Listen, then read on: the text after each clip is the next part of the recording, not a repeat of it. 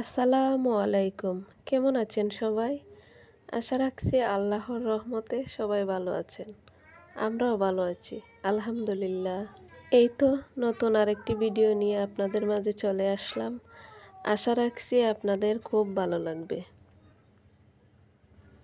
ভালো লাগলে প্লিজ একটি লাইক দিবেন, কমেন্টস করবেন, আপনাদের মূল্যবান মতামত জানাবেন।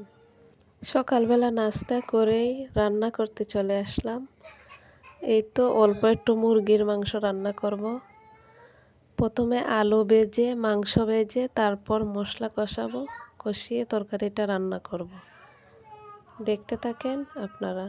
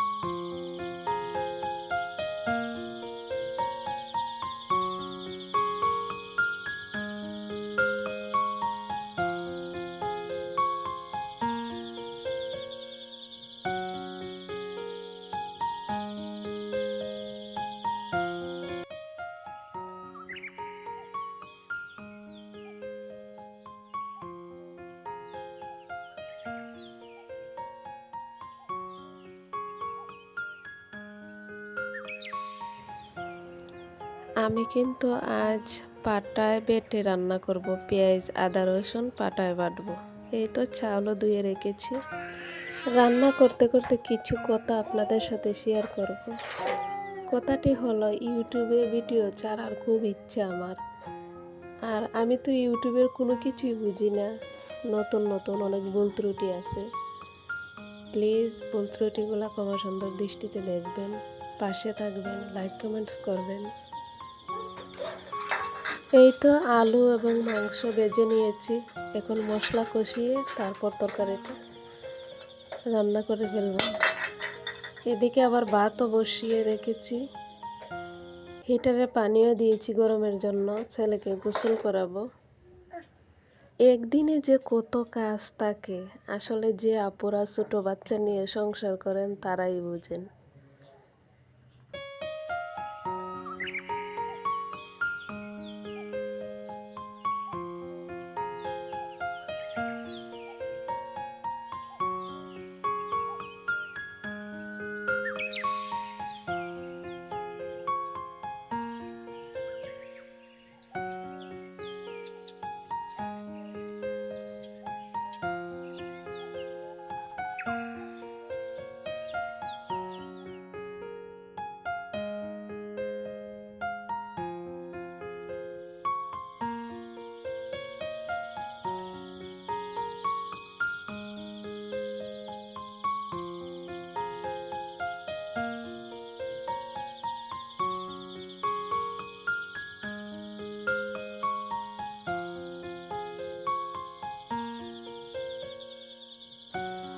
এরই মধ্যে ছেলে মেয়ে দুজনকেই গোসল করিয়ে নিয়েছি। কাপড়গুলাও ধুয়ে নিয়েছি। বাকি কাপড়গুলা ভিজিয়ে রাখবো, ওর আব্বু ধুয়ে দেবে। এই যে আমার রান্না কমপ্লিট। এখন মেয়েকে খাওয়াবো।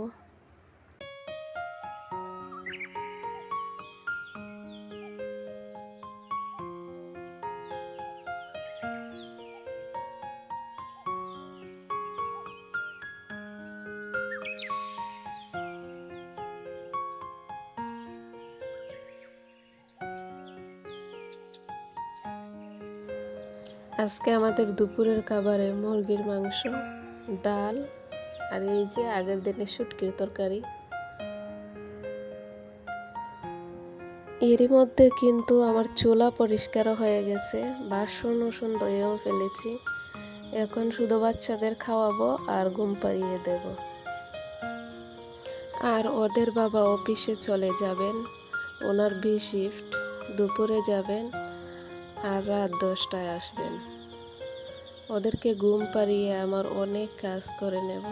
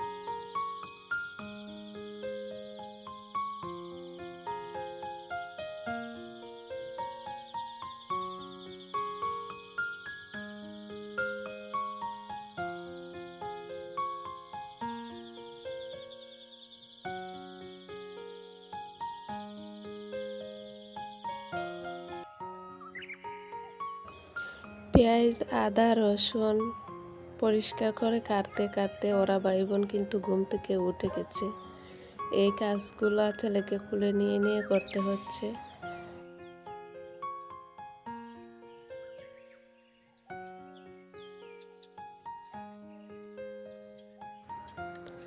তারপর অনেক বুঝিয়ে সুজিয়ে ছেলেকে খেলনা দিয়ে তারপর পেঁয়াজ, রসুন, আদাগুলা ব্লেন্ডার করে নিয়েছি। আদা রসুনের মাঝে কিন্তু পায়েস আছে। বলেন তো আপনারা কোনটা পায়েস? আসলে ব্লেন্ডার করার সময় বাবি ডাক দিয়ে আদিবাকে এই পায়েসগুলা দিয়েছিলেন। উনি আমার মেয়েকে খুব আদর করেন। আর এই তো ছেলেকে যে বসিয়ে রেখেছিলাম, ও কিন্তু রিমোট কামড়ে কামড়ে তুলে ফেলেছে বোতামগুলা। আমার ছেলে এই কাজগুলা প্রায়ই করে, কারণ ওর নতুন দাঁত উঠেছে, যা পায় কামড় দেয়।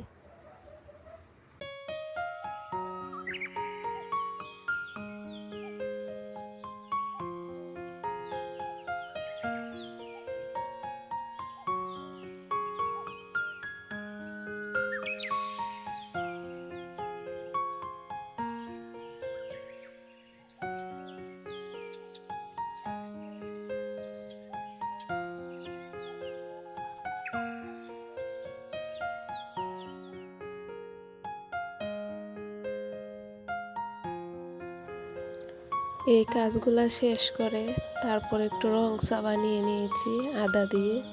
এখন বসে বসে রং চা খাবো আর টিভি দেখবো আর মেয়েকে পড়াবো। মেয়েকে কি পড়াবো, ও তো বইয়ের উপরে উঠে বসে আছে। একটু পরেই শুরু হবে বই নিয়ে মহাযুদ্ধ। দুই ভাই বোন বই নিয়ে টানাটানি শুরু করবে, তারপর তো শুরু হবে কান্নাকাটি। আসলে এইসব আমার প্রতিদিনই সামলাতে হয়।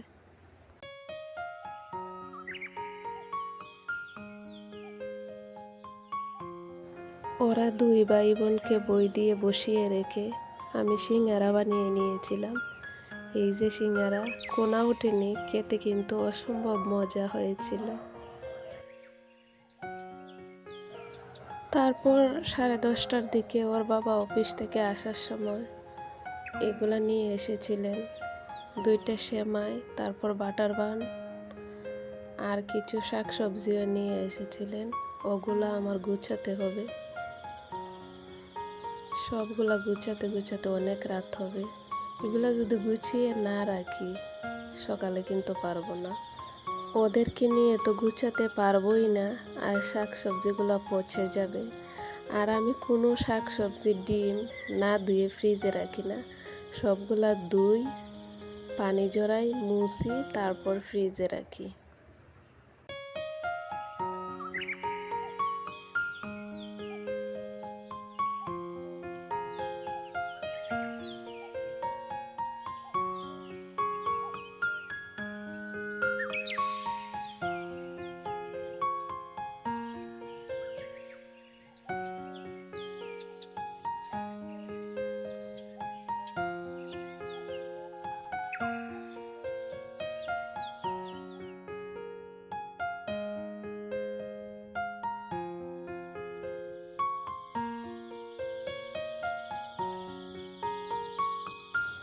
সবগুলা ধুয়ে পানি জড়াতে রেখে আমরা রাতের খাবার খেয়ে নিয়েছি।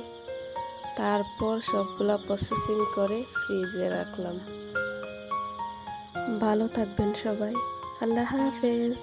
আসসালামু আলাইকুম।